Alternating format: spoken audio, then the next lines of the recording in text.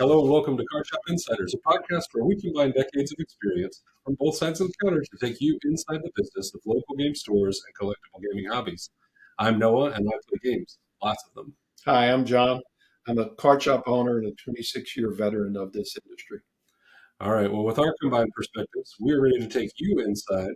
And in today's episode, we're going to talk about the news, and we're going to talk about our main topic, which has to do with financing your card shop dream. And then we are going to close out with our 3E's educational section and some information about those who support the channel. So, John, let's jump into the news. Jump into it, Noah. I don't know that jumping's a good idea. All right, where do you want to start? We got hot stuff in general gaming, Star Wars, Lorcana, One Piece, Magic, Yu-Gi-Oh, and Pokemon today. I don't care. You don't care. I don't care. All right, let's start with Yu-Gi-Oh. You sent this stuff to me at 8:04 this morning, so I really didn't have a lot of time to look at this stuff. So it's your show I tonight. worked on it from 7 to 8, so I could send it to you. It should have been last week. Yeah, well, It's your I had show it this today. morning. You You run brought a lot with of it. stuff in here for having only had it. Yeah, you run with it. All right. So headlines and topics. New product release for Yu-Gi-Oh coming out February 21st, 2025. Master of the Maze, or Maze of the Master. So Yu-Gi-Oh fans, look forward to that coming out at the beginning of next year. That's the hottest, newest information on Yu-Gi-Oh. One Piece had some interesting news. So there is an untitled One Piece set that's supposed to be shipping now, like late October. Okay. That was weird to me. Is that weird to you? Yeah. Well, it doesn't matter because I'm not going to get it anyway. Well, you won't. But did you see that there was a news article about Bandai Namco, the video game company that owns all this stuff in One Piece? And they have fired a bunch of people and canceled some One Piece projects, One Piece video project. One Piece video games, and the TV show has been put on hiatus. Why? Well, they say the TV show was put on hiatus so that they can exercise their creative muscles and take a rejuvenation break. But Bandai has fired a bunch of people and is paring down their creative, particularly on these IP licensed products. They canceled some Naruto stuff. They canceled some One Piece stuff. And I wondered if that might spill over at all into the TCG space. I wouldn't doubt it. And the problem is they're coming out with too many games and they're not supporting it the way they're supposed to. I'll give you, for instance, Union Arena Yeah. was touted to be halfway decent. I got some product and they changed distributorship. I was able to get it from my primary distributor, which was good because at least I know I was going to get some. However, we had 3 people the first week. Last week, we had nobody show up to play. And I don't think there's a future for that game, at least not here. So, again, I was talking to my sales rep this morning. He just got back from vacation. And, he asked me how the shop was going and everything. And I told him, this is what's happening. I said, you could forget me ordering Union Arena in the future. And he said, you're the second person I've talked to today. And he said, you're the second person that's mentioned that. Well, at least you're on a good bandwagon. Yeah. The metrics are in, and it is not going to survive the culling, huh? Mm-mm. I mean, it's hard, especially when you're talking about money and shelf space going into the holiday season. People are going to buy a little bit extra stuff. They're going to get extra cash to spend. The younger crowd will get extra cash as gifts and things, and then your older crowd's trying to buy stuff to give to people. And you want to have stuff in the store and on the shelves that people want to buy, right? Well, I agree. Their strength, though, is Dragon Ball Z and One Piece. And now they have like 5 or 6 different IPs, TCGs that they're trying to support. And they're not doing a good job, in my opinion. They're sending up promo stuff, which is all right. But they're not just getting enough product to the distributors, supposedly. And we talked about this numerous times about the big guys online that are getting 6, 8, 900 boxes to sell, and I'm not getting diddly. Well, let's talk about the big guys online then, John. All right. Lorcana news. All right. Go ahead. Ravensburger has announced enforcement of their recognized seller program. So Asmodee came out with a statement and with a bunch of new information about their map violations, but market availability, um, and specifically talking about the like release and sale of products online either prior to the street date or in violation of the what's the policy that they have in place where you get to be a recognized store? As a store, a recognized store that does tournaments, I can sell online through my own website. However, I cannot sell on a third party site like TCG or eBay or anything like that. Well, so here's Ravensburger's newest information. They have announced an authorized reseller program, and the key features of the program are as follows.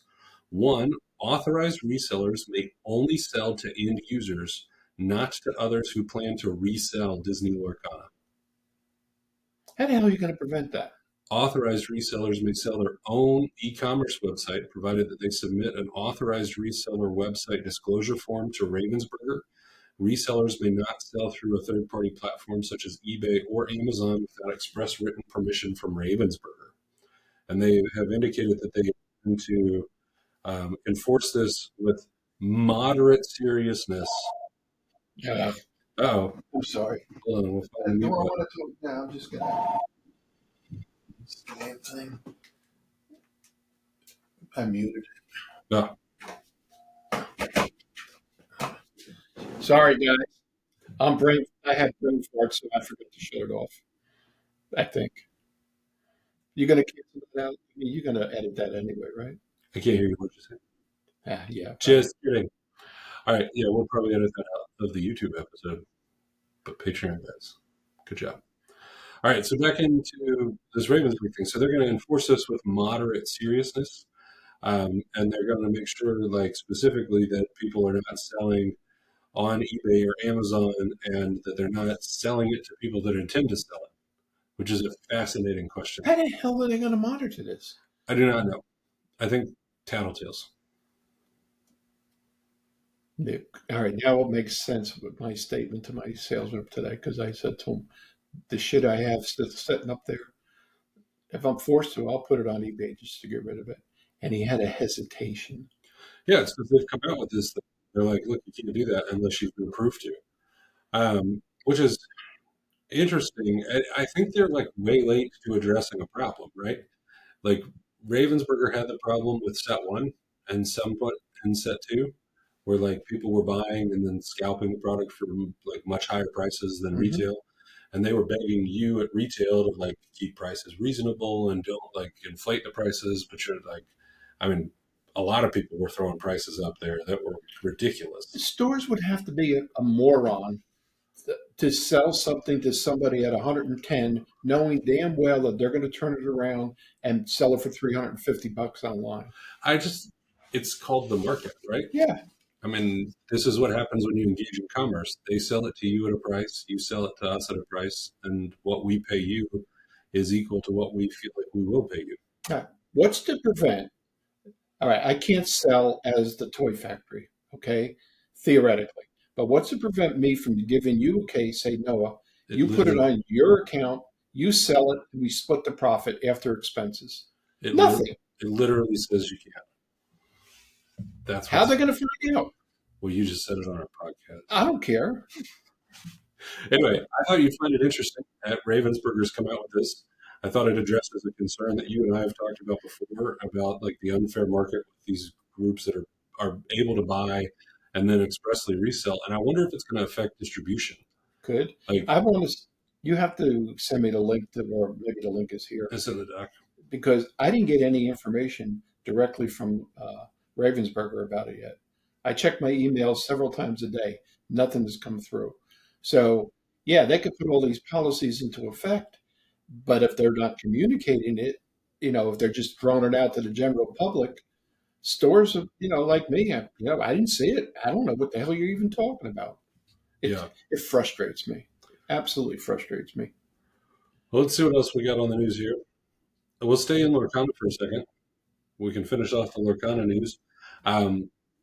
Disney, or not Disney, but Ravensburger, through their European partners, announced the European Continental Championships format and rules. Okay. People are a little concerned. Not good.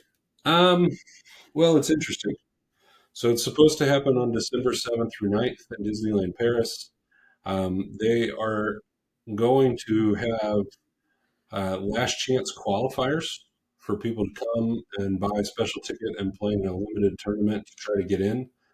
The last chance qualifiers are going to be broken into 32 person pods, and the winner of each pod will get into the DLC or the Continental Championship. So, I mean, it's like total roulette.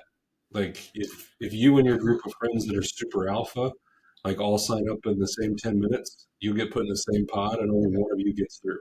That's But that's gonna hurt. if you split it up, maybe you guys can get into different pods. So they're partnered with a company called Fanfinity, and they've got like they put out this thing about all the different um, like the tickets that are available and what the tickets will be good for, and you'll get into the event. And then if you win the last chance qualifier, you get to get into the main event. And if you don't make it into the main event, you get a special ticket to do some of the side events. But then they're also going to limit attendees at the event to time specific tickets that are going to be like you can visit between 10 and 2, um, but they're not going to be like all day tickets. Are they making it too restrictive that people are just going to throw up their hands and say, "Screw it, I'm not doing it anymore"? I think a lot of people are frustrated by it. I think there's been a lot of discussion about it, and it's, I think a lot of people would have rather seen like a full Swiss tournament the day before the top 32 get Yeah, into that the makes event. sense.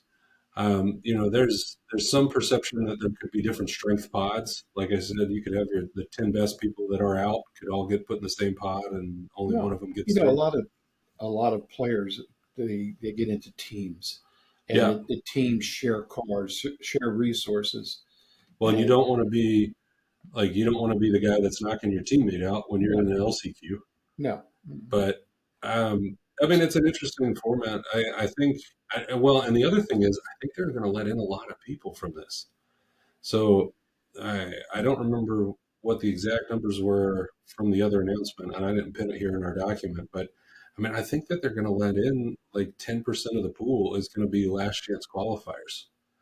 Like that's a lot of people. I'm telling you, the more restrictive they make it, the more they're going to piss people off in plain English. There's not going to be happy campers, and people are just going to throw up their hands and say, "Hey, I'll find something else to play." I think people were surprised that there's last chance qualifiers to some degree, but they were happy about it. And so now, people are like, oh my gosh, this is how they're going to do it. What are they going to do with North America where there's more invites already? Like, uh, I don't know. We'll see how they shake it out and work out what's going to happen. But it is a little concerning. I think ultimately people are going to go, they're going to play, they're going to have fun. It's going to be a big published event. And I think people are going to like what happens afterwards. Um, but obviously, criticism is an easy thing to levy in advance of the event and be like, we could have done it differently. I wonder if Disney's going to make them get a park ticket to go into Disneyland Paris that particular Well, day. there's some details. Let me see if I can find some of those details real quick. Disney Lorcana Europe Championship. Um, there, I think there is something that happens with tickets to Disneyland because it's in a hotel that's on the Disney like property. So if it's outside a Disney property where it's not in the theme park, then they don't have to buy a Well, it's ticket. not in the theme park, but Okay, so they don't have to I buy a think you ticket. get discounts. Yeah, big whoop. You get discounted park tickets with your admission to the Yeah. LC or with to the event. So instead of, Like so, if you lose the LCQ and you don't get to play in the big tournament, you can go ride rides in Disney. so instead of spending $300 for a park ticket that day, you'll get it at $280. Big whoop. It's 20% off. It says. Well, that's all right. So that's $60 off. So that's $240, whatever the hell it is. That's ridiculous. Apparently, people who qualify for the main event get a +1 ticket, so you can bring somebody with you to spectate. There are 32 slots open for the last chance qualifiers, so the LCQs can take up to 32 pods of 32 people. Where's the game? Uh, the most popular? Is it in the States or is it overseas? Let's I put don't it know. that way. I think it's hard to measure. I think there've been more big opportunities to play in the U.S. and there's just more people. I mean, Yeah, there's that's a lot true. of people, but I mean, they've had big turnout at every event in both continents. So, Better than Star Wars. well, yeah, we can talk about that. You want to talk about Star Wars too? Are we going to segue into it? Yeah, that All was the right. segue. How about It's that? See how smooth that was? no, it's less smooth when you tell them it was a segue. They don't. Half the people don't even know what the hell I'm talking about half the time. All right, so Star Wars news. Two pieces of Star Wars news. This is the last weekend for planetary qualifiers in the U.S. Um, the planetary qualifiers that are scheduled for this coming weekend are supposed to be in Arizona, Oregon, Illinois, Tennessee, and California. San Francisco, California. Most of those are on Saturday. The California one is on Sunday. And then last weekend, they had a slate of them: New York, South Carolina, Utah, Washington, and Maryland all fired off. And I thought it was interesting because I looked at the information that they had um, available on the websites that I look at, and they've got attendance information. And so it looks like last weekend's tournaments averaged about 100 people. Is that good or is that not good?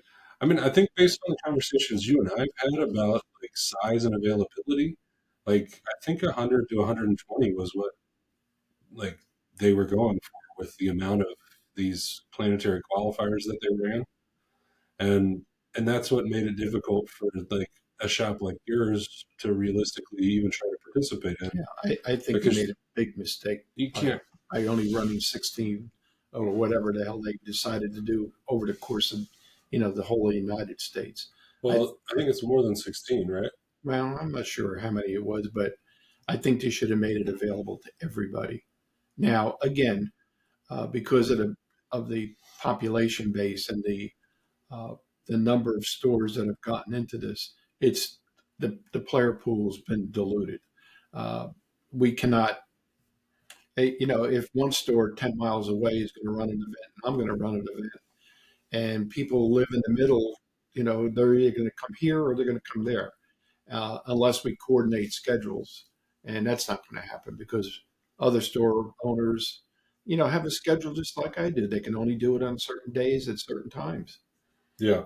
So I, I I don't mean, know. that's the nature of scheduling all these events, though. But I mean, I think averaging about 100 players is pretty good when you're trying to give away slots for the big championships.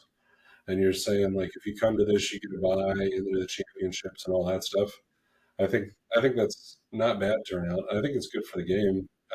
We saw the South Carolina results, which is the closest one to us that was going to be available. Mhm. I think they actually were under 100 in terms of attendance. Um, they ended up having 88. So, That's not great attendance. no, I mean, not when the other locations were posting, 100, 120. There's a couple, there was a 66, but I think that's a venue limitation. That was in New York. How many people were down? How many people could the store in South Carolina accommodate? They had, oh, hold on, I can tell you because I've got their mailing link open. They had, ooh, where to go? I think they had 128 signed up. Yeah, they sold out at 128, and So only 88 showed up to play. 88 showed.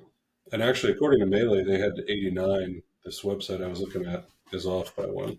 All right, so they were 40 people off the mark, right? Yeah, well, and depending on their refund policy, they got paid for 128 people. But I'm a little concerned about Star Wars. yeah, We You briefly talked about that when you came in today, and but again, talking to my primary distributor sales rep this morning, he said he was talking to a friend of his yesterday, and his friend plays Orkana and Star Wars, and he said Magic is making a very strong comeback ever since Bloomberg.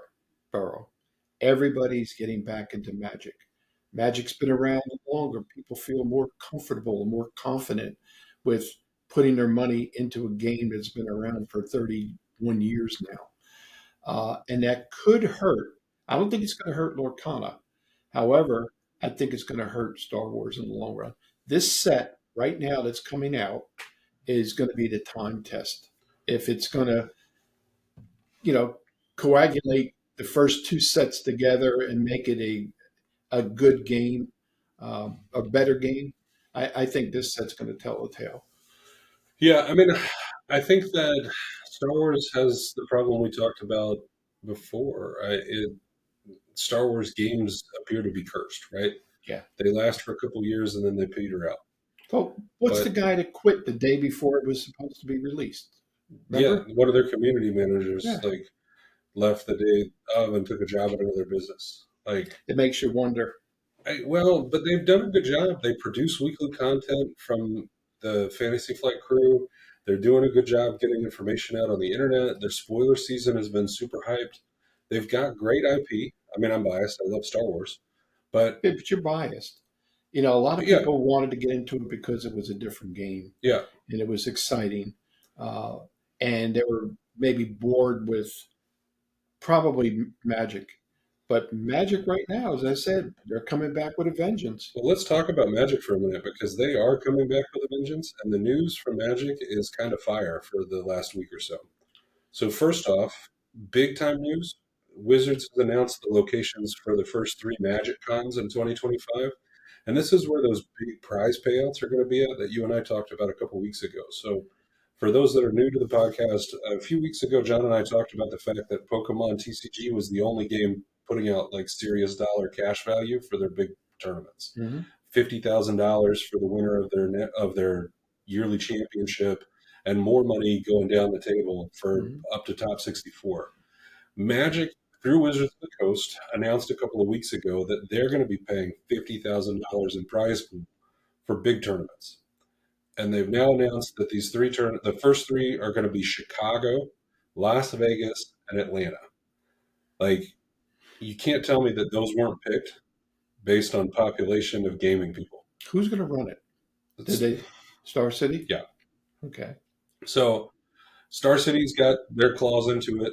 They're going to run it. They've run a great event for years. I'm not calling them claws to be negative about Star City, but that's who's got this deal, and they're going to run these things, and they're going to be big, and there's going to be big tournaments. They're going to, I think, standard format for a couple of these, and then they're going to have a modern format one. They've talked about next year's schedule about having draft and modern and like all the different formats represented at these big tournaments. But they announced this first three. It's February, June, and September. So they're basically quarterly. But when's the Atlanta one? September 26th to So a year 28th. from now. Yeah, a year out. But I mean, I think it's a big deal for Magic. They're trying to bring the competitive scene back. They're trying to bring their broadcast back. They're trying to be esport relevant. I think it's a big deal, and I think this is a big deal for you because if there's interest in this kind of play and they can drive from their marketing budget more people to want Magic cards, that means more people show up in your store. I agree. Now, Magic does a fantastic job of promotion. I just cannot say anything negative about it. The only thing that I have a problem with is they try to strong arm you to do certain events at certain formats. For instance, store championship. They want us to do a standard store championship. Not a lot of people in this area want to play standard. So I have trouble trying to schedule something like that. And they send out a questionnaire, and I voice my opinion about it in a nice way, and we'll see what happens. Because from what I've read online, some of the threads, a lot of stores are having that same problem. I think the formats in Magic are a very interesting thing. We've recently had the change to Commander, where it's being taken into Wizards of the Coast. We'll see what that bears out over the next 6 to 8 months about how that affects that format. But I think like people have what they like. Some people like to draft. Some people like to play paupers. Some people like to Hmm. play standard, modern, vintage, legacy. All the different formats like get their own love from certain groups of people. And I think they try. Mad or Wizards is obviously trying to push what makes money, right? And standard is a moneymaker. It requires you to buy new cards every couple of But months. so does drafting. Drafting does too, but I mean, playing pack lottery and having to buy packs is better money for them than Garrett, like just As selling long as three at they're a time. selling product. Yeah, I mean, but they know what their deal is. I don't know. They've got their idea behind it. But let's talk about their other like big draws for next year. Um, the so they're setting up an RCQ or a regional qualifier program for next year. It's got new special promos from the Secret Lair line. It's also going to be able to qualify for the Pro Tour off of these RCQs and RQs. Hmm. There's going to be a circuit for this, and they released some new graphics. They're publicizing this information. I think that ties in well with these Magic Cons, where they're these big, like single like tournaments for cash. But then they started announcing new products. New York City Comic Con happened. They've come out with new information about the Marvel line.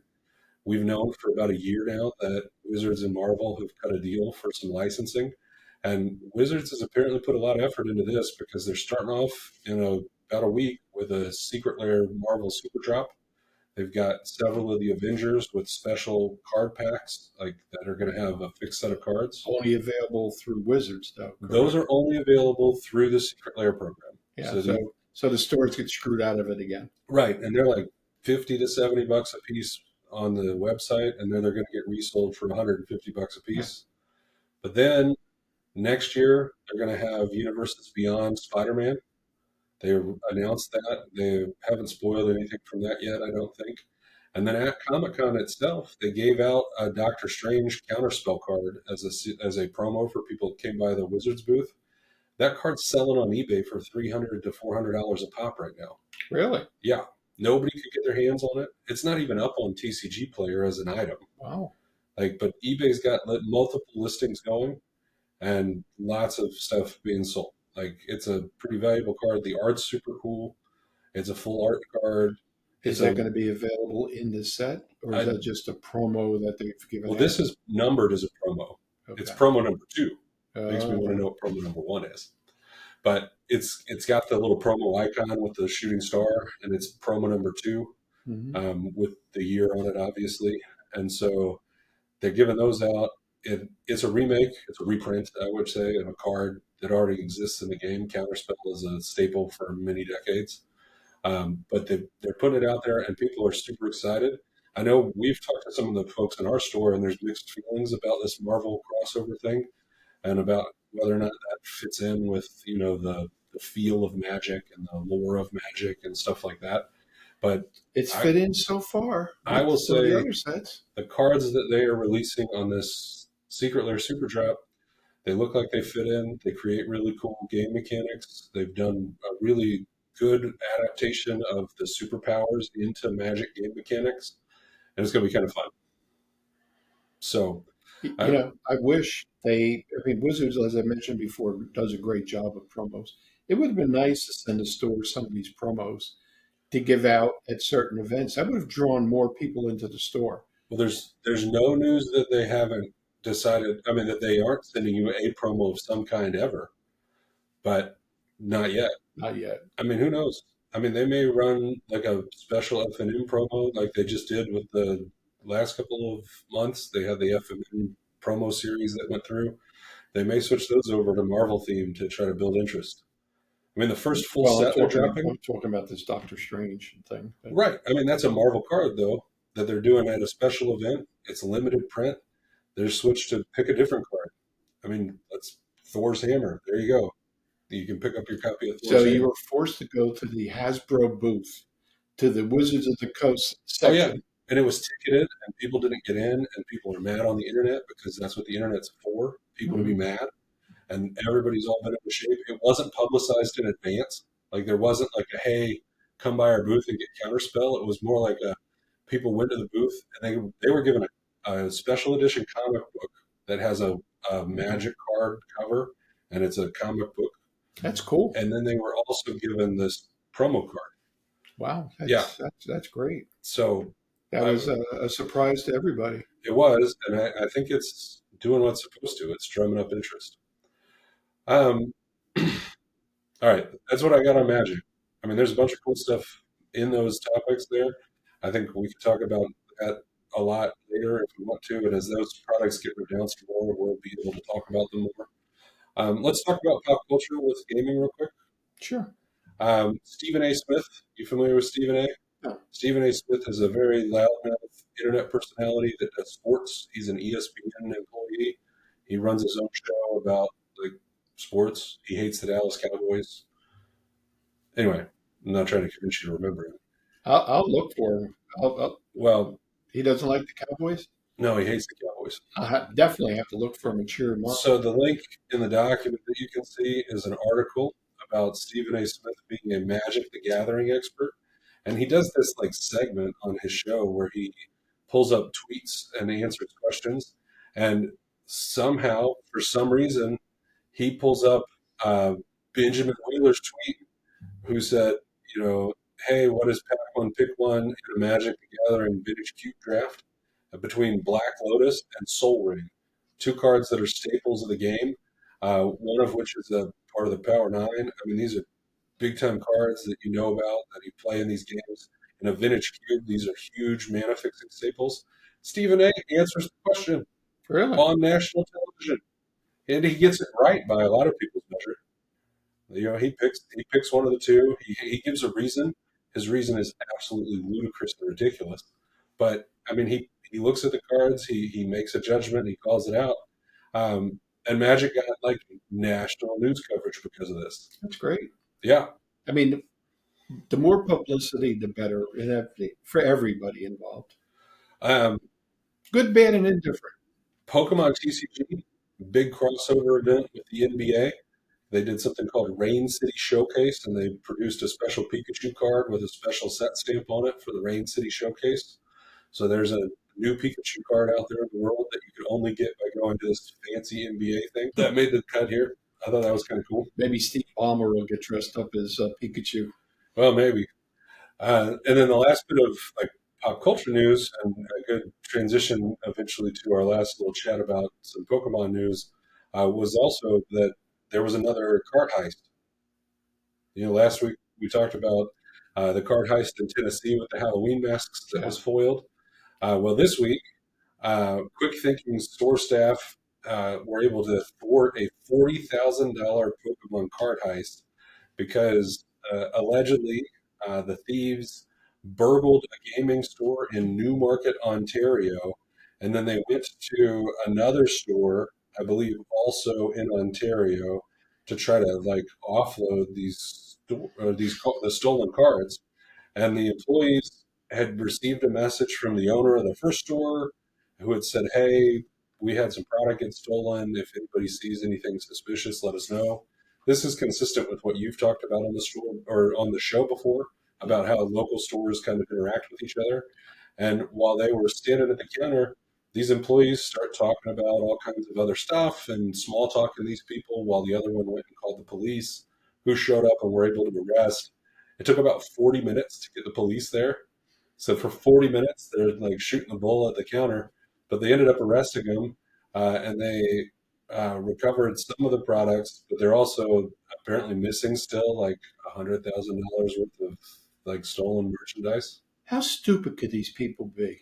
Well, they're thieves, John. Well, to go from one store in one city to another store in the same city. They deserve it. They John, deserve to get caught. they're thieves. They're pretty damn stupid. Yeah.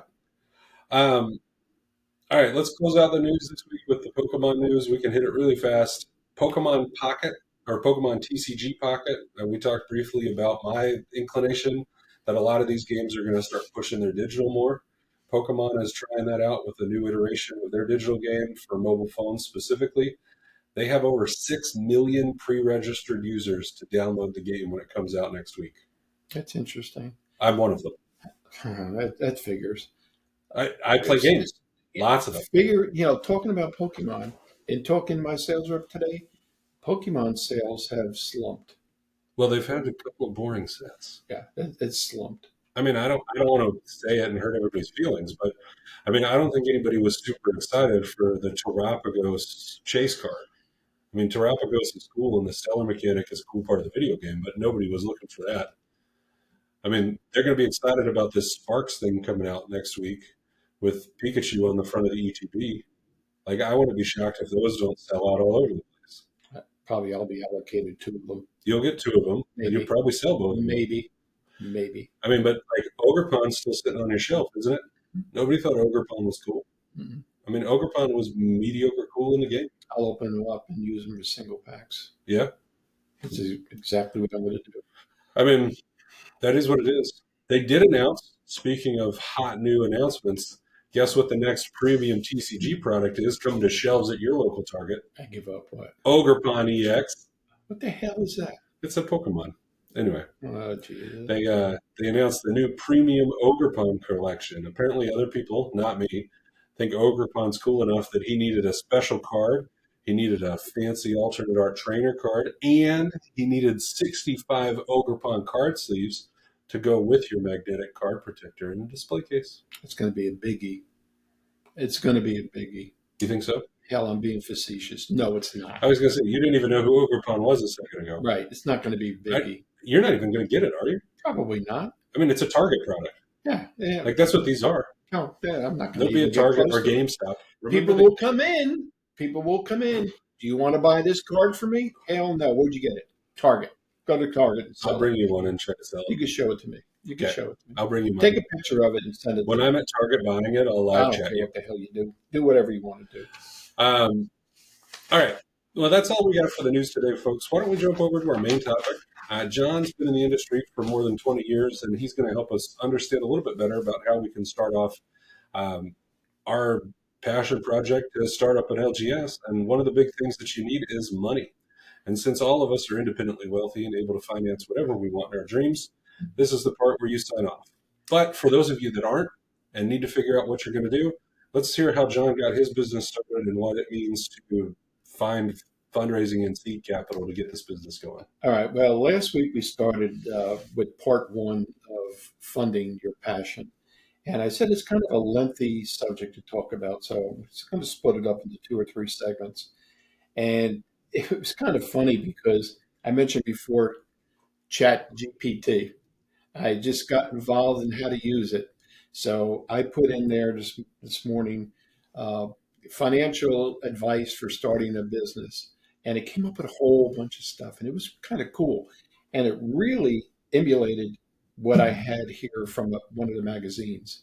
But right now, I'm going to talk about starting off on the right foot. You need the money.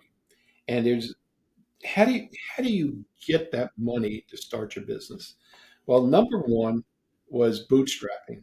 And I know what bootstrapping is, but to try to explain it to somebody, I had to print it out, and I'm going to read a little bit of it.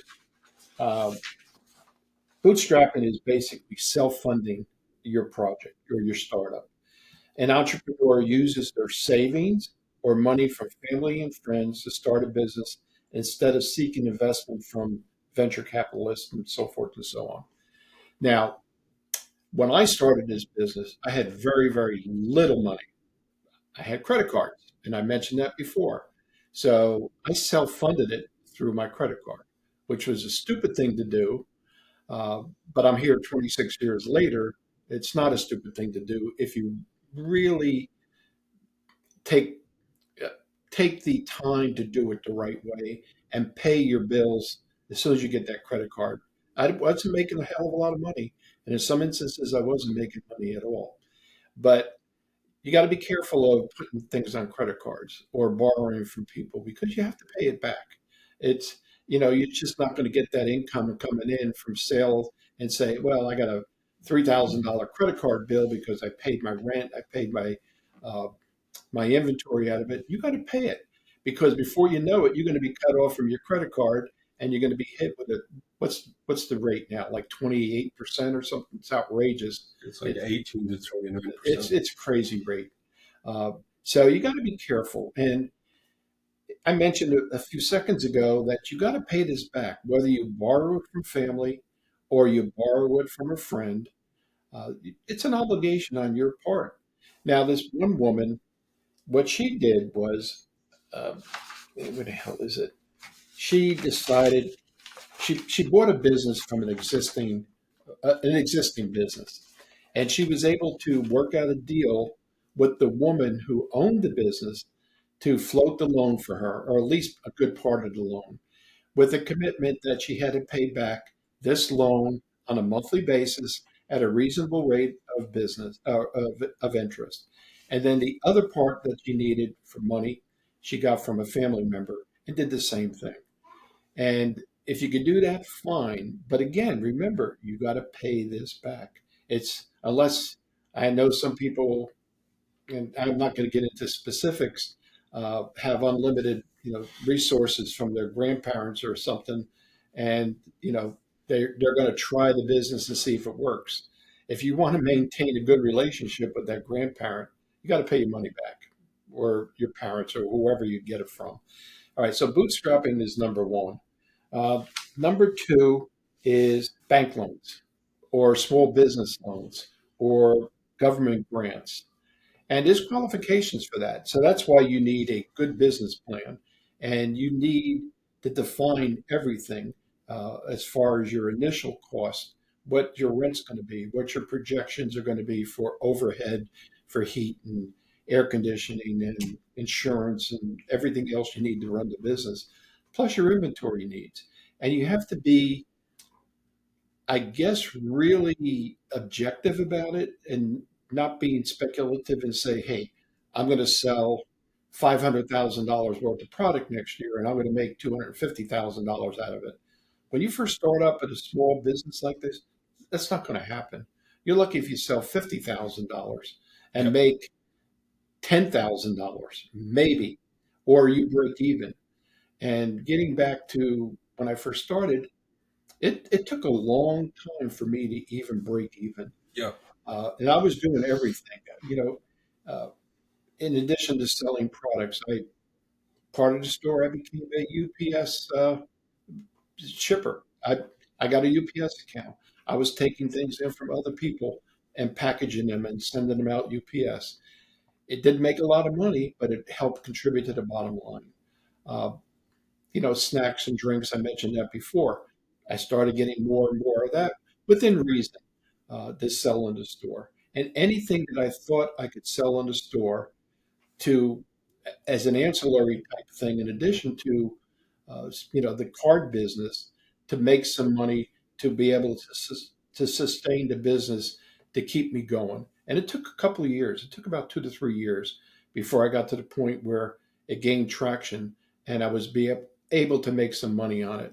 Not a lot of money, but able to make some money. All right, so that's another one, bank loans. But again, you have to pay it back. You have to pay the small business back.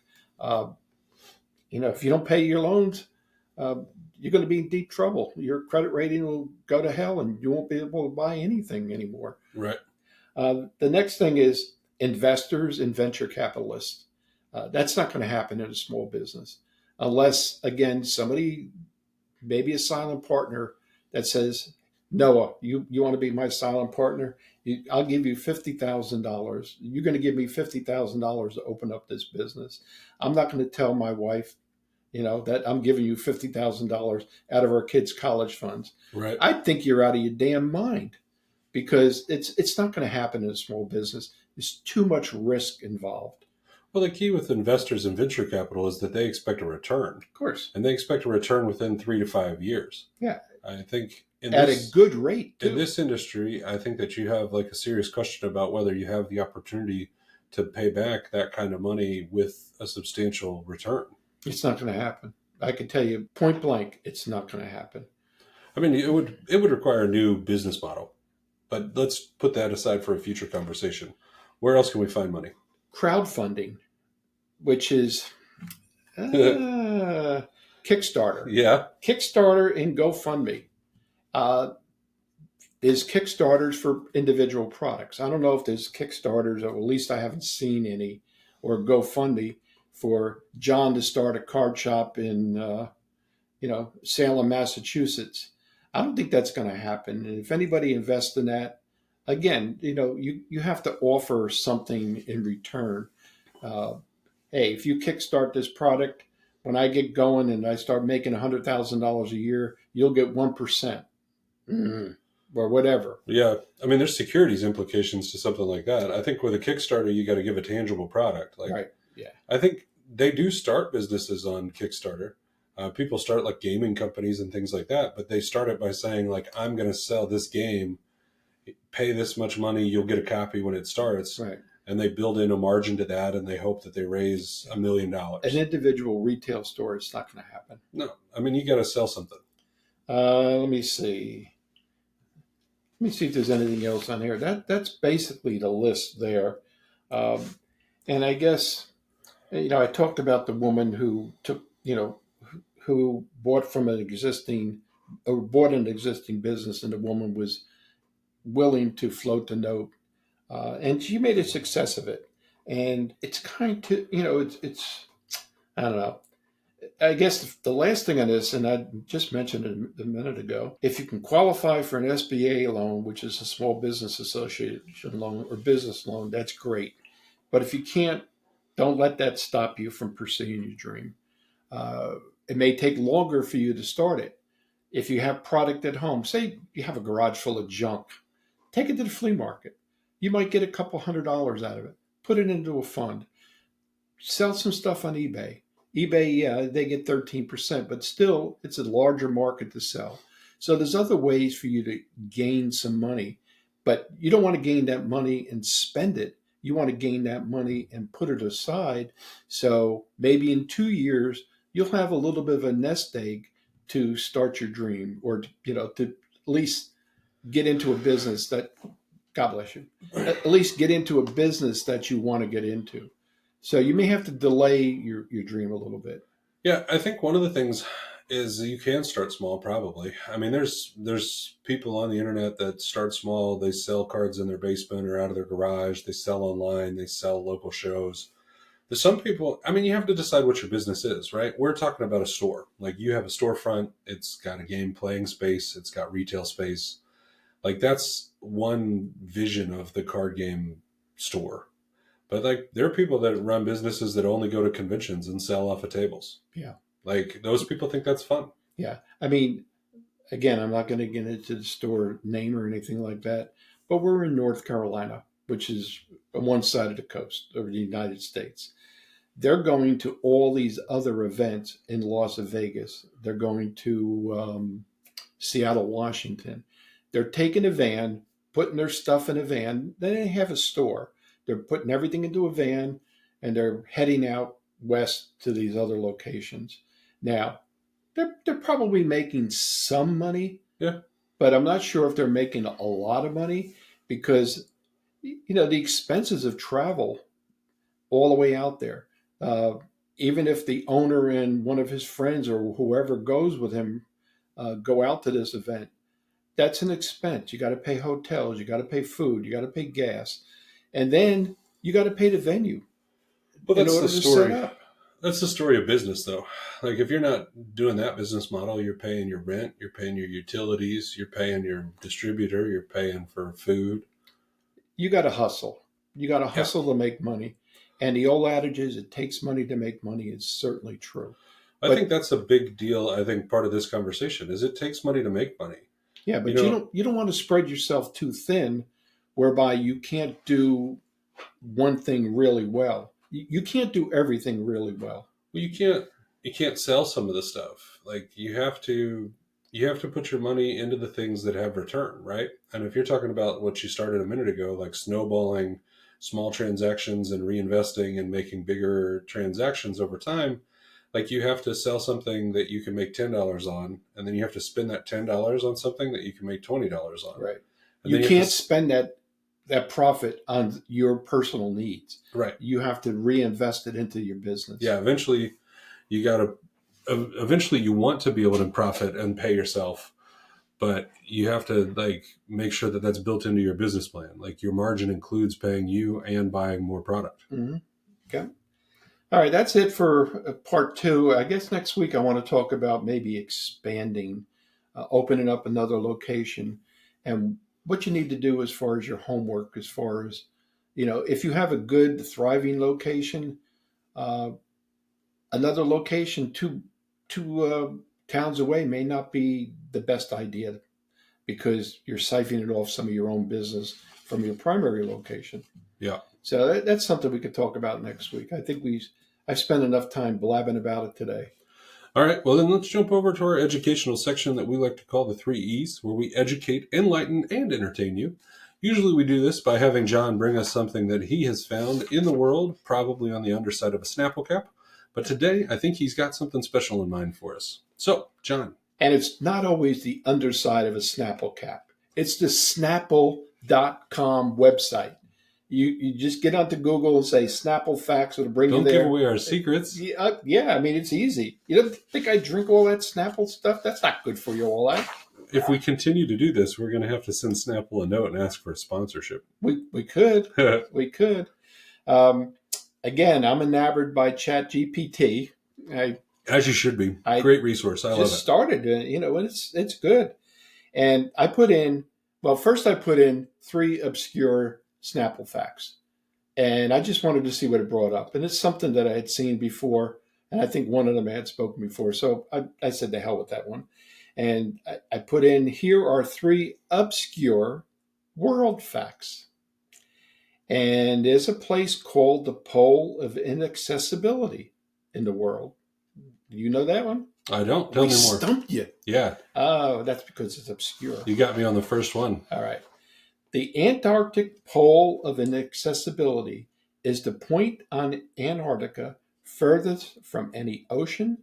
It is one of the most remote places on the Earth, and an old Soviet research station stands there with a bust of Lenin facing towards Moscow. How about that? Interesting. Yeah, see. I wonder how they keep it facing Moscow when it's turning. Who the hell knows? I'm kidding, Well, the whole John. thing turns. The whole world turns. It's saying, yes, John. You tried to stump me, huh? That was see? Point. All right. Let's see how smart you are then. Yeah. The shortest war in history lasted how many minutes? No, actually 38. I should have said how many days, and I really would have stumped Or how long. The shortest war in history lasted 38 minutes. And you know which one it was? That was the Prussia-Liechtenstein independence conflict. No. The Anglo-Zanzibar War in 1896 holds the record for the shortest war. Who'd we fight with? It began with the Sultan of Zanzibar when he refused to step down after the British issued an ultimatum. British forces bombarded the Sultan's palace, and within 38 minutes, the Sultan surrendered. Impressive. Interesting, huh? All right. Now, what is a banana? What is exactly? What is the banana? Yeah. This sounds like one of the botanical terms. The mechanical terms? Botanical. Botanical? Botanical. Is the stamen of a banana. No. It's technically a berry. Yeah. Did you know that? No, you didn't know that. Otherwise, you would have said it. In botanical terms, bananas are classified as berries because they develop from a single flower with a single ovary and have soft flesh and seeds inside. Surprisingly, fruits like strawberries are not true berries because they develop from a flower with multiple ovaries. I wouldn't have known that. I don't care if I knew that. Did you know that bananas are subject to a pandemic? No. Is it a joke? No, it's dead serious. That there's a possibility that over the course of the next couple of years, there may be no more bananas because there's a disease that is spreading. Here, let me find it. There's a disease that is spreading between bananas, and it causes all bananas to die. It's a fungus that infects a banana plant. And it's a fascinating disaster, but like whole banana farms have been engulfed by this, and you can't recover them.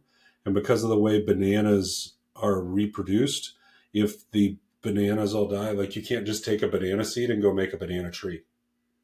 Like, so if this fungus gets everybody, then we will be out of bananas. Can they do it within a restricted environment? They are doing it in several restricted environments to try to keep it free, but somehow the bacteria or the fungus keeps penetrating into these things, and they're going so far as to limit like how bananas are traded around the world because they're trying to keep this fungus from getting to Wow. like these protected banana farms. Like, And there's no insecticide or no, because it's a fungicide? fungus, it would be a fungicide, and it's some sort of weird. Um, they say that it's a doomsday disease, kind of like like what COVID was when it happened a few years ago. But yeah, it's a real big disaster. Apparently, I watched a Interesting. documentary about it. I'm a nerd. They should have you under obscure facts. I try to be. Yeah. That's all I've got today, Noah. All right. Well, let's dive into the closeout then for our episode. Folks, thanks for joining us this week on Card Shop Insiders. We're grateful for those that support us by listening. And if you would like to show your support for the show, please subscribe, follow, and like us on all the different platforms, including Spotify, iTunes, and YouTube.